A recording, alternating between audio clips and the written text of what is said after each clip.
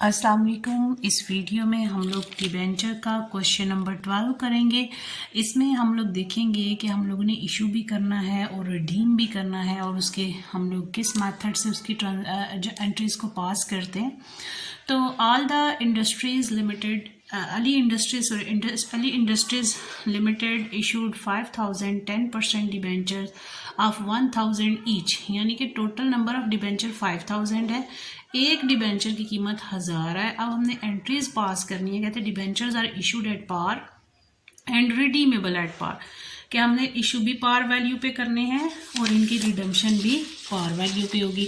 तो ये हमारी सिंपल वन ट्रांजैक्शन होगी कि बैंक अकाउंट डेबिट और डिबेंचर्स अकाउंट क्रेडिट। हमारे पास जो है वो क्या अमाउंट है 5000, नंबर ऑफ डिबेंचर और रुपीज़ उसके 1000 और डिबेंचर किया परसेंटेज गिवन है 10%। ठीक है, अमाउंट कितनी होगी हमारे पास 50,100,000 डेबिट और 50,100,000 से लाइबिलिटी यानी debenture credit being debentures issued at par. ठीक है, उसके बाद हमारे पास इसकी सेकंड ट्रांजैक्शन देखते हैं। ये फर्स्ट ट्रांजैक्शन हो गई, एंट्री हो गई debentures are issued at 7% discount and redeemable at par. अब वो कहता है कि इशू करना है आपने डिस्काउंट पे और रिडम्पशन होगी उसकी पार वैल्यू पे। डिस्काउंट पे इशू करना है, इट्स मीन बैंक में जो पैसे हैं वो इशूड अमाउंट से आते हैं। उसने हमें कहा है जी 7% डिस्काउंट है। जब 7% डिस्काउंट है, आप 1000 का 7% लेंगे। ठीक है, 1000 का 7% लिया। यहाँ पे हम इसकी कैलकुलेशन कर लेते हैं साथ साथ। 1000 का हम लोग 7% लें तो हमारे पास 70 आ जाता है, क्योंकि बात हुई है debentures are issued at 7% discount and redeemable at par. तो 70 आया। आपने क्या करना है, इसको मल्टीप्लाई करना है नंबर ऑफ डिबेंचर से जो कि 5000 है। 5000 मल्टीप्लाई बाय 930, तो आपके पास 4,65,000 आ जाएगा। अब जो हमने डिस्काउंट इशू करना है, discount on issue of debenture, तो डिस्काउंट हमारा कितना है 70। नंबर ऑफ डिबेंचर कितने हैं 5000, 5 7 35, तो ये 35,000 3,50,000 हमारे पास इसका बन जाएगा डिस्काउंट। और डिबेंचर जो है अकाउंट हमेशा हम इन्हें इनकी पार वैल्यू से लिखते हैं। तो 5000 मल्टीप्लाई बाय 1000, तो ये 50,100,000। नरेशन लिखेंगे बीइंग debentures are issued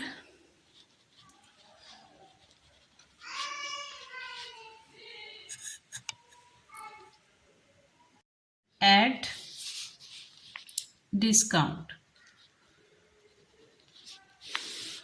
अब नेक्स्ट देखें, debentures are issued at 8% premium and repayable at par. Debentures जो हैं वो प्रीमियम पे इशू होंगे, लेकिन उन्हें जो हमने रीपे करना है वो हमने पार वैल्यू पे करना है। तो थर्ड ट्रांजैक्शन, बैंक में अमाउंट हमेशा इशूड की वैल्यू से आएगी। तो इशूड वो कितने से कर रहा है, प्रीमियम से, 8% प्रीमियम। अब हमारे पास बैंक में इशूड अमाउंट से ही पैसे आएंगे, तो हमारे पास वो इशू कर रहा है प्रीमियम पे। कितना प्रीमियम है 8%, तो हमारे पास 1000 का 8% लें तो 80 आता है। इट्स मीन कि अब वैल्यू 180 होगी। ये कैसे, 1000 प्लस 80, ये प्रीमियम वाली अमाउंट और ये फेस वैल्यूज़ की जो है वो, इन दोनों को ऐड किया तो अब हमारे पास बैंक में 1080 रुपये आ रहे हैं। तो हम लोग बैंक, मैंने आपको बताया था इशूड वैल्यू से हमने बैंक को करना होता है। 1080 को हम लोगों ने मल्टीप्लाई कर देना है 5000 से, क्योंकि 5000 हमारे पास नंबर ऑफ डिबेंचर हैं, ये उसकी अमाउंट है, और हमारे पास आ जाएगा 5400,000। अब हमारे पास डिबेंचर अपनी पार वैल्यू से ही क्रेडिट होगा। डिबेंचर अकाउंट 5000 मल्टीप्लाई बाय 1000, तो ये 100,000। लेकिन अब हमारे पास मज़ीद क्या क्रेडिट होना है? Premium. Premium on issue of debenture account, ये क्रेडिट होगा। कितना प्रीमियम था हमारे पास? 80, और उसकी वैल्यू कितनी है? नंबर ऑफ शेयर कितने हैं? 5000, तो ये हमारे पास 4 लाख आ गया। नरेशन लिखेंगे, being debenture issued at 8% premium. अब हम इसकी फोर्थ देखते हैं। Debentures are issued at par and redeemable at 4% premium. अब हमने पार वैल्यू पे इशू करने हैं, लेकिन जब रिडम्पशन हो गई, जब हमने लोगों को पैसे वापस जब भी वापस करने हैं तो हमने प्रीमियम पे वापस करने हैं। तो इसकी ट्रांजैक्शन देखते हैं। बैंक में पैसा किससे आना है? पार वैल्यू से। Bank account debit 5000, par value उसकी कितनी है? 1000, तो टोटल 100,000 से बैंक में पैसा आया, आपका एसेट इंक्रीज हुआ। डिबेंचर हमारे पार वैल्यू से क्रेडिट होंगे, डिबेंचर अकाउंट क्रेडिट, ठीक है। कितने परसेंट डिबेंचर थे? 10%, तो पार वैल्यू उसकी कितनी है? 1000, 100,000 से क्रेडिट। लेकिन उसने कहा है कि issued at redeemable at premium, तो रिडम्पशन ऑन डिबेंचर हमारे पास premium on redemption of debenture account, तो premium on redemption of debenture account credit. कितना प्रीमियम उसने हमें बोला है? 4%, यानी 1000 का 4% लोगे तो 40 आएगा, और नंबर ऑफ डिबेंचर हैं 5000। 5000 मल्टीप्लाई बाय 40, तो 200,000 हमारे पास क्या हो गया? प्रीमियम। इशू हम किस पे कर रहे थे? इशू हमने किया था पार वैल्यू पे, और रिडीमेबल एट प्रीमियम, ठीक है। पार वैल्यू पे इशू किया, बैंक में पैसा 100,000 आया, ठीक है। डिबेंचर्स अकाउंट क्रेडिट 100,000 से लाइबिलिटी इंक्रीज है। लेकिन अब जब वापस करने हैं तो प्रीमियम पे करने हैं। प्रीमियम इतना है, ये कंपनी के लिए क्या होगा? Loss on issue of debenture account 200,000 being debenture issued at par but redeemable at premium। जब भी रिडम्पशन हमारी पार वैल्यू पे होगी तो फिर हमारी ट्रांजैक्शन सिंपल होगी, लेकिन जब रिडम्पशन प्रीमियम पे या डिस्काउंट पे होती है तो हमारी ट्रांजैक्शन में लॉस आ जाता है, क्योंकि हमने इतने पैसे लिए नहीं होते जितने हमें देने पड़ते हैं।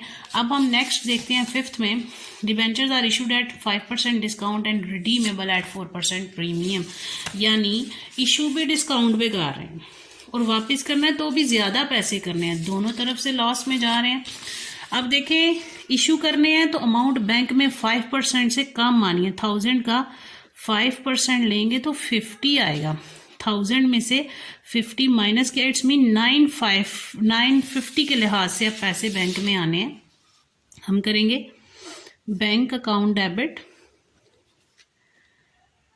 950 अमाउंट है, 5000 नंबर ऑफ डिबेंचर है, तो 47,50,000 हम लोगों ने इशू किया डिस्काउंट पे, ठीक है। लेकिन हम ये भी बात कर रहे हैं कि हमने रिडम्पशन किस पे करनी है, प्रीमियम पे। मैंने आपकी इसकी एंट्री पहले भी आपको इंट्रोडक्शन में भी बताया कि वो लॉस हो जाएगा। डिबेंचर अकाउंट 10% अपनी पार वैल्यू से, पार वैल्यू 1000 है, नंबर ऑफ डिबेंचर 5000, तो ये 50,100,000।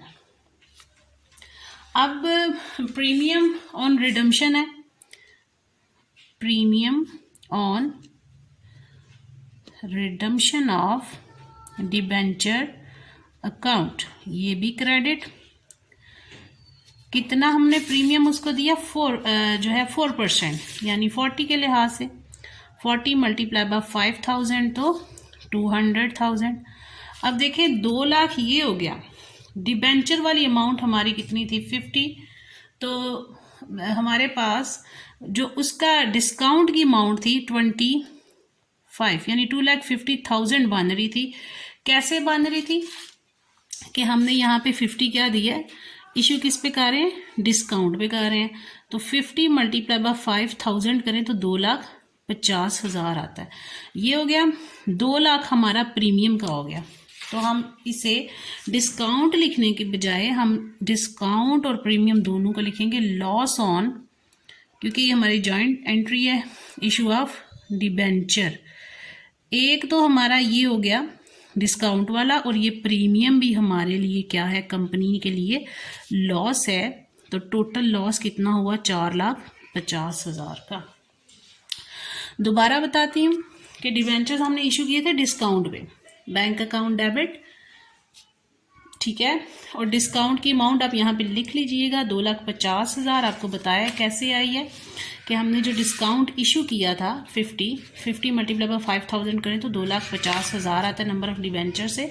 लेकिन मैंने यहाँ पे डिस्काउंट ऑन इशू नहीं लिखा क्योंकि डिस्काउंट भी है और प्रीमियम भी है, दोनों तरफ से लॉस है। तो टोटल लॉस मैं लिख रही हूँ 4,50,000 on issue of debenture account. और डिबेंचर हमेशा अपनी पार वैल्यू से क्रेडिट होंगे। Premium on redemption of debenture, तो वो 4% था, 1000 का 4% लिया 40 आया, तो 5000 मल्टीप्लाई बाय 40 किया तो 200,000 आ गया। नरेशन लिखेंगे, बीइंग डिबेंचर